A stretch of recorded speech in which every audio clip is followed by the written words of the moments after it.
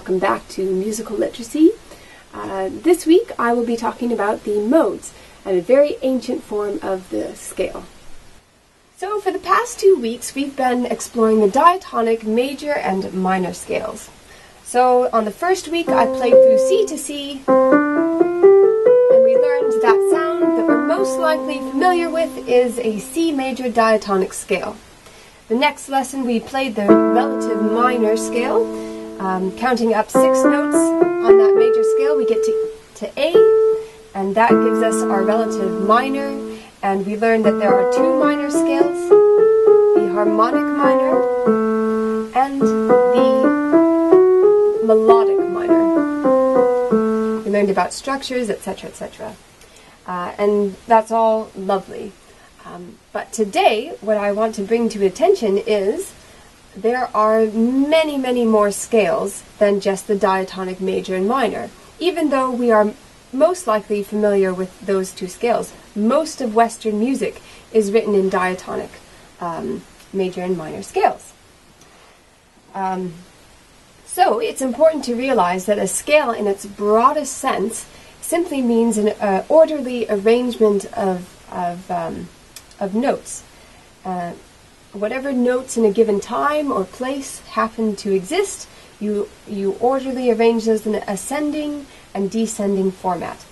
And so that leaves a wide range of options going back in time and in different places and with different instruments. So the world is wide open for the variety and amount of scales. So it would be a shame to just think of the scales as being only the diatonic major and minor.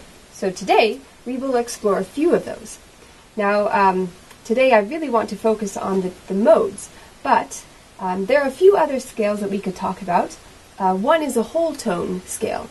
So a whole tone scale is exactly what it sounds like. There is a whole tone between each note.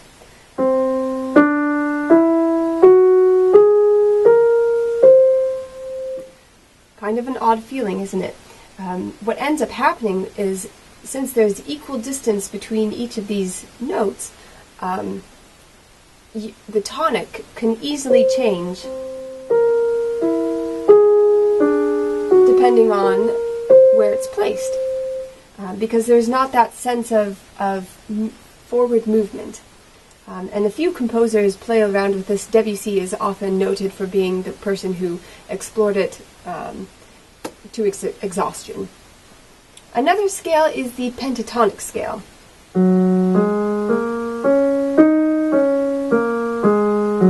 Now I'm just playing the black keys. That gives us a very natural pentatonic scale on the keyboard. I'm starting on the key of F sharp.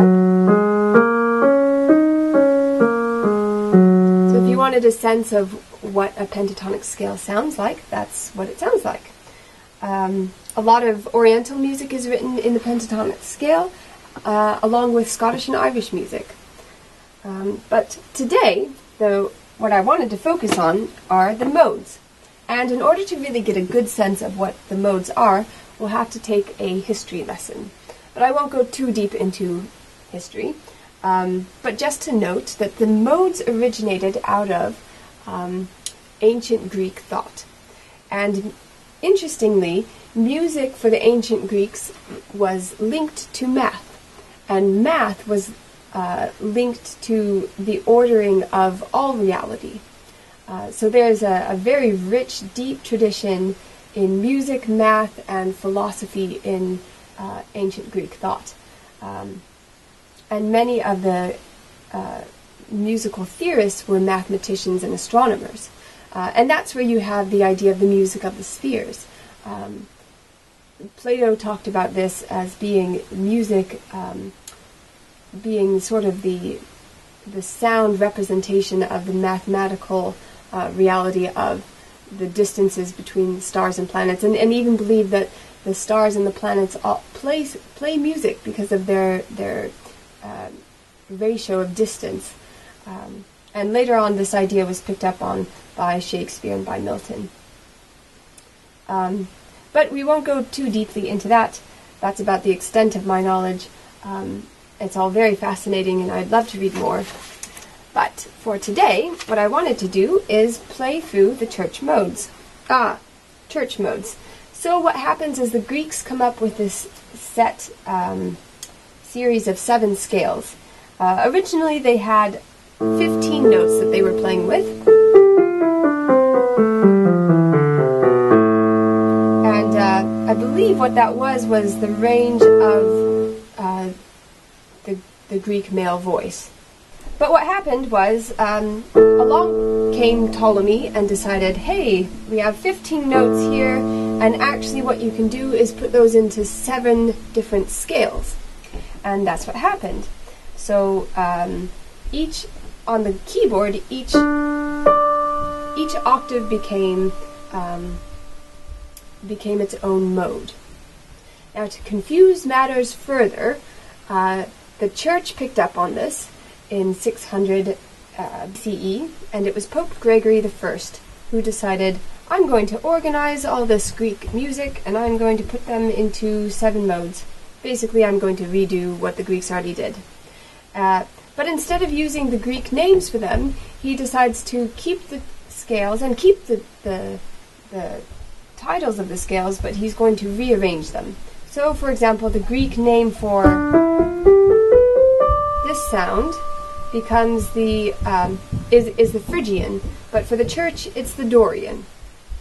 So Pope Gregory did us a great service and organized all of these sounds, but then he mixed them up, so it's just a bit confusing. Having said that, I'm most familiar with the church names, so that's what I'll be calling them. So, with no further ado, let's play through these church modes. So, we'll start with the Ionian. The Ionian scale you will be very familiar with already because it is our natural diatonic C major scale.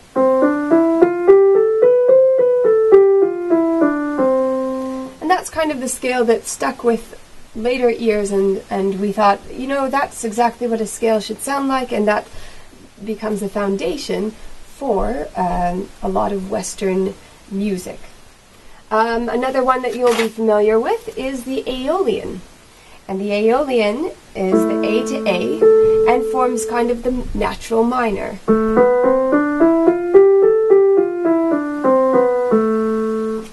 So we did that last week. The next one is Dorian, and I played for you this mode in the first episode where we talked about the structure of a scale.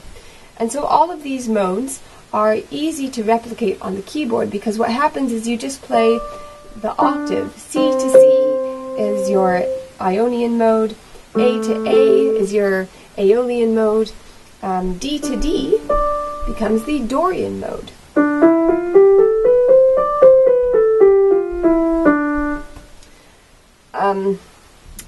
The Phrygian mode has a different sound as well. That is E to E.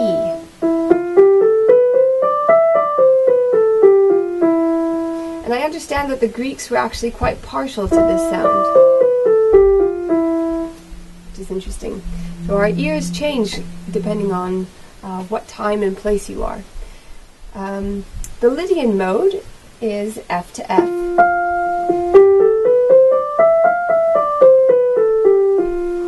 Mixolydian. I've noted in music there's a lot of folk tunes that are written in the Mixolydian. It's just slightly different. There's only one note that changes from the diatonic major sound, and it's that note there.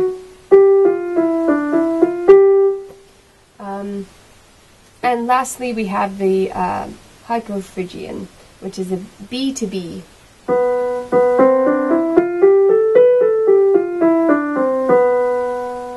And this one's interesting because right off the bat you start with a semitone.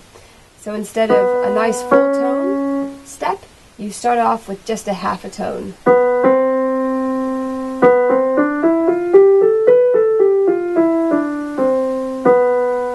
And and it's that semitone finish in my mind that gives it that kind of unsettled, creepy sound. Anyway, so those are the 7 church modes, and one thing that is interesting to note is that a lot of folk tunes were written in the modes. And so what happens when you look at old folk tunes is in preserving them, it's good to pay attention to the mode that they're written in. Many folk tunes would lose their sense if we translated them into a diatonic scale. So, for example, if we were to play the Coolins of Rum, that's in a Mixolydian mode. And that differs from the Ionian, or the diatonic scale, by just 1 semitone at the very end. So in this piece, I play a B flat, as opposed to a B natural. And what ends up happening is that would change the sound of the piece a great deal. So we have a C major sound, then F major, and then instead of a G, which gives us that diatonic sound, instead of that we have a B flat major sound. And that is what gives this piece its very distinct sound.